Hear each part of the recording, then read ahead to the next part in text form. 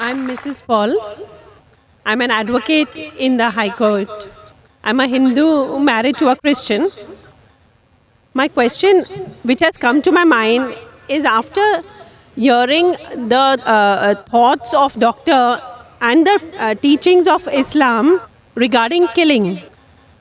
If killing is strictly prohibited in Islam, why don't the Muslim spiritual leaders openly criticize and unitedly fight the killings going on in the name of jihad? How can Muslims allow Islam to be misused and misquoted by a few of those Muslims who are maligning the name of the entire community in the entire world? Asked a very good question. She said that she was impressed with the teaching of Islam, that Islam is against killing innocent human beings. But how come all the Muslim leaders don't get together and condemn the killing that is going on in the name of jihad? And just because of few black sheep, Islam is being maligned. Sister, for the detailed answer, you should listen to my last talk in the last conference, 1 year back in November 2008. My final speech of the second International Peace Conference was Media and Islam, War or Peace. The main thing to blame, it is the media. It is the media which picks up black sheep of the community and they portray as though they're exemplary Muslims. It is the media.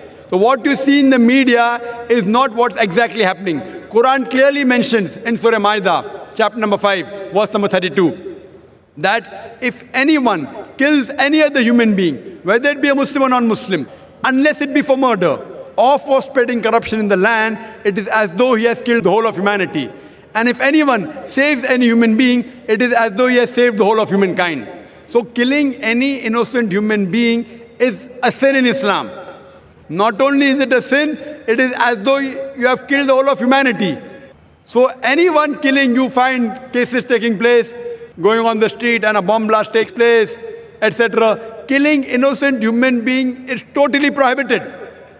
It's clear cut. And when I went to USA, I went to UK, we have Muslim organizations condemning what bomb blast took place in the tube station in London.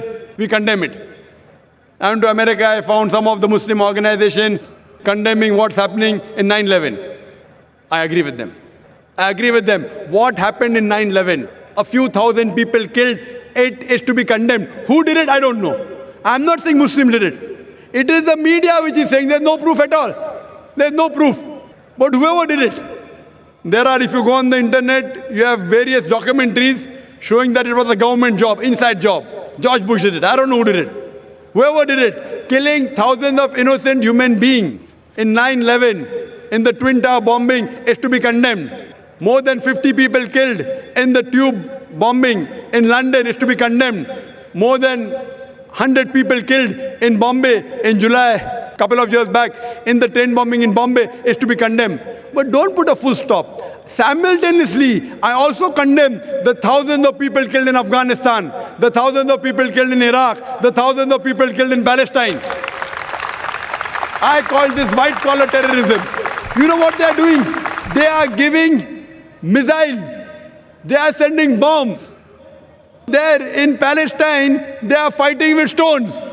And they are called as terrorists. America is sending bomber Patriot missiles. They are sending cluster bombs. Cluster bomb means it falls, it breaks up into many bombs and kills thousands of Afghanis. For what?